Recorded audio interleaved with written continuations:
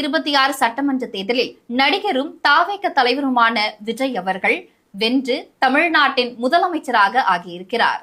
2006 விஜயகாந்த் அவர்கள் எப்படி எதிர்க்கட்சி தலைவராக நின்றாரோ அதற்கு அதிகப்படியாகவே தமிழ்நாட்டின் முதலமைச்சராக ஆகியிருக்கிறார் தாவேக தலைவர் விஜய் அவர்கள்.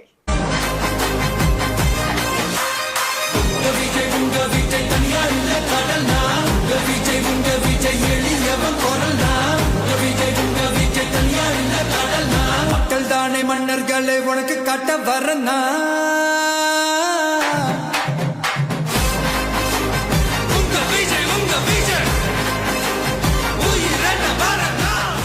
ஆண்டவன் கொடுக்கறத யாராலையும் தடுக்க முடியாது, ஆண்டவன் தடுக்கிறத யாராலையும் கொடுக்க முடியாது.